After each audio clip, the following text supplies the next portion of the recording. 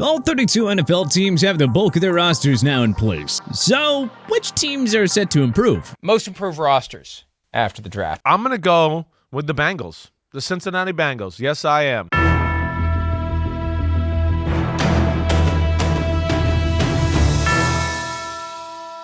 Which ones are going to endure a steep drop-off? Well, how about we take a dive into the 5 NFL clubs who will make a big jump in 2024 and 5 who will fall apart. Big leap, Cincinnati Bengals. The Bengals lost franchise quarterback Joe Burrow for the final 7 games of 2023 with a season-ending wrist injury. All 3 of their AFC North Division rivals tallied double-digit wins and went to the postseason. And yet, the Bengals still managed to finish 9-8 with second-stringer Jake Browning doing an admirable job in Burrow's place. So now just imagine what the Bengals will be able to do with a top 5 quarterback in football returning. Not to mention the offensive line got even deeper with the signing of Trent Brown and the first-round pick of Amarius Mims. In Burrow's 2 healthy seasons, the Bengals have gone to 1 Super Bowl and 2 AFC Championship games. As long as he's behind center, the Bengals are a top 10 NFL team with a Super Bowl caliber roster. Expect them to bounce back this year with a return to the postseason.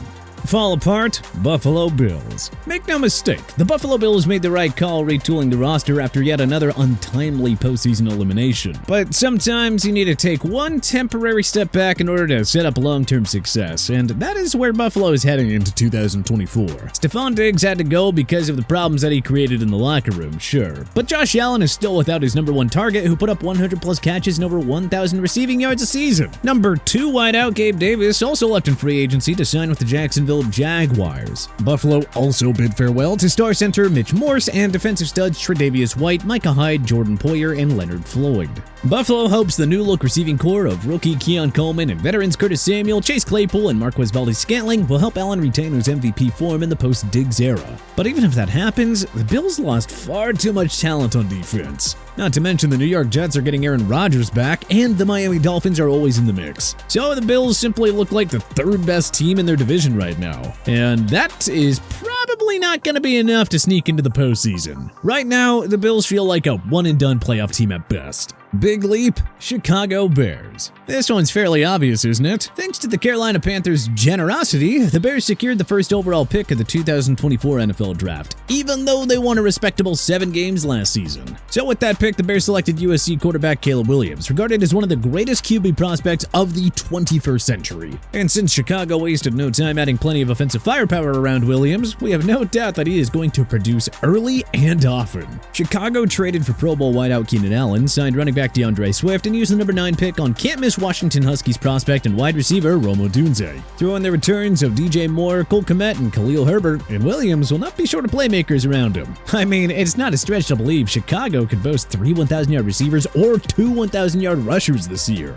The defense should be better in 2024 as young studs Jalen Johnson, Jaquan Brisker, and Tyreek Stevenson continue to improve. And having Montez Sweat for a full season after coming over in a midseason trade last year will help tremendously. Chicago won 7 games in a tough NFC North last year, but they should finish above 500 at minimum, though we can definitely see double-digit victories and a return to the postseason in 2024. Oh, at long last, brighter days are finally ahead in Windy City. Fall apart, Denver Broncos. Denver reemerged as a playoff contender in the final half of 2023, giving the Broncos faithful a thrilling reminder of what a postseason push feels like for the first time in 7 years. But after losses in Week 15 and 16, the Broncos benched Wilson for the final 2 games and punted on the season. They finished 8-9, the franchise's best record in 7 years, but fell just short of the AFC's final playoff spot. Instead of running it back with Wilson and a Broncos team that improved considerably, however, Coach Payton and GM George Payton decided to begin a scorched earth rebuild. The Broncos released Wilson and happily took on $85 million in dead money. Top wideout Jerry Jeudy was traded to the Cleveland Browns, and all-pro safety Justin Simmons was cut another cap-saving move. Denver used their first-round pick on Oregon QB Bo Nix. Payton stated after the draft that it is a QB competition between Nix, Jarrett Stidham, and Zach Wilson for the starting job. Hard to envision either of those QBs succeeding with this supporting cast. Denver just hasn't had a 1,000-yard receiver or rusher since 2019. The O-line is still an absolute mess, and the mediocre defense might return to horrible form with Simmons no longer serving as their last line of defense. Denver made a run at the postseason last year, but they're already a good candidate to be football's worst team in 2024. Do not be shocked if they regress by as much as 5 wins this season. Big leap, Green Bay Packers. The Packers looked doomed after a Week 10 loss to the Pittsburgh Steelers that dropped them to 3-6 on the year. And it certainly looked like year 1 of the post-Aaron Rodgers era was going to be awfully forgettable for Matt LaFleur and company. But Jordan Love put on the Superman cape and played like a seasoned vet and MVP over the final 8 games, leading the Packers to a 6-3 finish that was just enough to sneak in as the NFC's final playoff team. After crushing the Dallas Cowboys at Jerry World on Wild Card Weekend, the Packs scared the daylights out of the top-seeded San Francisco 49ers. However, a late Love interception ended Green Bay's season, as the 49ers squeaked out a 24-21 victory, finishing 9-8 and reaching the divisional round in year 1 of a rebuild. Oh yeah, we cannot wait to see what is next in store for Love and LaFleur. Expect Green Bay to make the jump to Super Bowl contention this year. Love is only going to get better, especially with former rushing champion Josh Jacobs joining that offense, and with WR1 Christian Watson returning to full health. The Packers defense has the depth and star power to emerge as a top 10 unit under new DC Jeff Hafley. The free agent signing of Xavier McKinney can only help a vulnerable secondary that struggled against top offenses last year too. This Green Bay team will certainly finish better than 9-8, with 11-12 wins and maybe a Super Bowl run very much being in play here. Fall apart, New Orleans Saints. Even in football's worst division and with one of the league's easiest schedules a year ago, the Saints only finished 9-8 and missed out on the postseason for the 3rd straight year. Well, it's going to be hard to envision things improving for Dennis Allen's crew in 2024. Once again, GM Mickey Loomis is selfishly refusing the need to rebuild, instead just running it back with an overpaid and aging core. Derek Carr is not the needle mover this team thought the longtime Raider would be. He's an average QB at best, and he is not about to improve at the age of 33. Get over it already.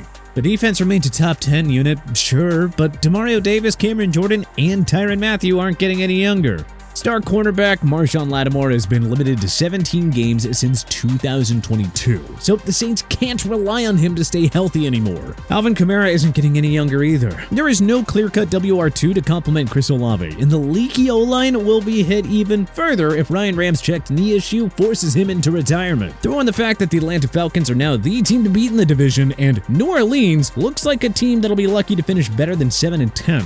This feels like a year where they finally completely unravel to the point where a full-scale rebuild commences in 2025.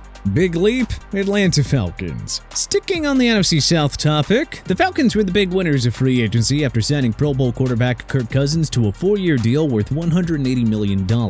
Never mind the backlash surrounding the Michael Penix Jr. pick at number 8 overall, this is Cousins' team for the time being, and that means the Falcons are the clear-cut favorites to win the NFC South. This team won 7 games last year with a mediocre QB tandem of Desmond Ridder and Taylor Heineke. Well, Cousins promises to make the most of an elite supporting cast that features a top 5 O-line in football, and weapons Kyle Pitts, Drake London, Bijan Robinson, and Tyler Algier. You own a deep and youth-filled defense that took major strides in 2024, and you have the makings of a division winner.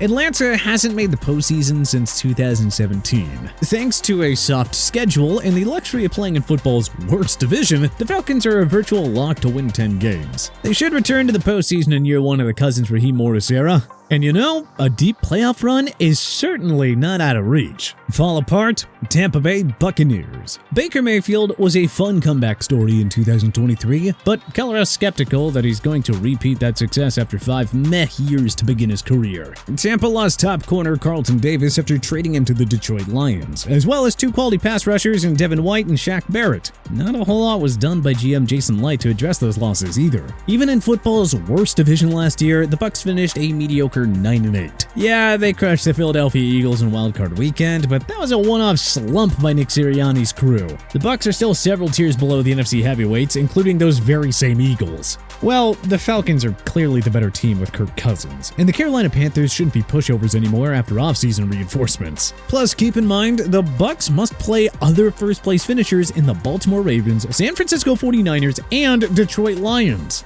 giving them a much tougher schedule than their NFC South counterparts. Add it all up, and it just feels like the Bucs are bound to miss the playoffs for the first time since 2019. Consider last season a mirage and not a sign that the window is staying open in the post-Tom Brady era. Big leap, New York Jets. The Jets won 7 games last season despite a hapless QB trio of Zach Wilson, Tim Boyle, and Trevor Siemian. Not sure why, but something tells us that the Jets will be a lot better with 4-time MVP Aaron Rodgers captaining the offense. Rodgers suffered a torn Achilles in his first drive in his Jets debut last season, but he's close to full strength and will be ready for Week 1. Of course, Rodgers isn't the only reason why we're so excited about a Jets turnaround this year. The offensive line was New York's other primary weakness last year, but GM Joe Douglas brought in 3 new quality starters in Tyron Smith, John Simpson, and Morgan Moses. He also used his first-round pick on Penn State's Olu Fashanu, giving the Jets valuable depth that they lacked in the trenches last year. And of course, Rodgers' return will benefit Garrett Wilson, Allen Lazard, Breece Hall, and newcomer Mike Williams, who should slot in nicely as the Jets' number 2 receiver. Throw in the Jets owning a top 10 defense led by Sauce Gardner, CJ Mosley, and Quinnen Williams, and you have the makings of a bona fide Super Bowl contender. Not only do the Jets look like the team to beat in the AFC East, but they have all the pieces to win the Super Bowl with a healthy Rodgers now back. Finally, something for the Jets fans to be excited about. Fall apart, Cleveland Browns. On one hand, you can argue that the Browns will remain a Super Bowl contender after finishing 11-6 last season despite using 5 starting quarterbacks. But how about we remind you of just a couple of things here. Number 1, the Browns' best QB last year, Joe Flacco, is now with the Indianapolis Colts. Number 2, Deshaun Watson still has not figured it out with the Browns. And number 3, the Browns play in football's toughest division. Oh, and the Browns were 6-2 in one-score games last year. The law of averages says the luck factor will balance out and go against them this year. Unless he shows he has it, we are not sold on Watson as the answer at QB. Nick Chubb is coming off a significant season-ending knee injury that may prevent him from ever regaining his prime again. To us, the Browns are the 4th best team in the AFC North with Joe Burrow returning. And with the Steelers upgrading at QB by getting both Russell Wilson and Justin Fields. So consider last year a flash in the pan, because these Browns are poised to return to mediocrity in 2024. But hey, which NFL teams do you think will make a big leap in 2024, and which ones do you think will fall apart? Let us know in the comments section below. If you liked this video and learned a thing or two, clicking the like button helps out a ton, and hey, we appreciate it. If this is your first time coming around to TPS though, well, subscribing is a great idea, because we put out videos like this every single day. But as always, thanks for watching, and we'll see you guys next time.